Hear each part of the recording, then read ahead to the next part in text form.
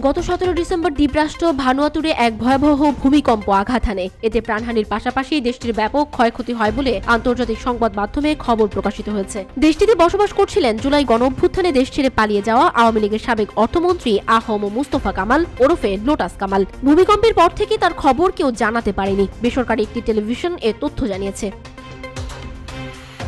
জানা যায়, দ্বীপরাষ্ট্র ভানুয়াতুরে নাগরিকত্ব নিয়েছিলেন পালিয়ে যাওয়া সাবেক স্বৈরাচার প্রধানমন্ত্রী শেখ হাসিনার সাবেক অর্থমন্ত্রী লোটাস কামাল।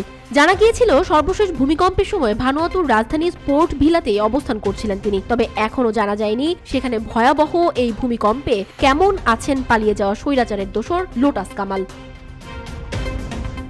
ভানুয়াতুর রাষ্ট্র ভূমিকম্পন এলাকা হওয়ায় বিশ্লেষক সহ সাধারণ মানুষ মনে করছেন দ্বীপরাষ্ট্রের নতুন নাগরিকত্ব নিয়ে ভালোই বিপদে পড়েছেন অর্থ পাচারকারী লোটাস কামাল।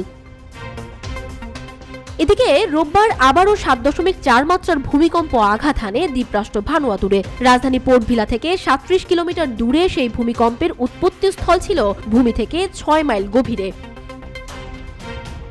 ফের ব্রিটিশ বার্তা সংস্থা রয়টার্সের এক প্রতিবেদনে জানিয়েছে, দ্বীপরাষ্ট্র ভানুয়াতুরে ফের শক্তিশালী ভূমিকম্প আঘাত হেনেছে। 6.2 মাত্রার ভূমিকম্প অনুভূত হয় বলে জানিয়েছে জার্মান ভূতাত্ত্বিক গবেষণা কেন্দ্র।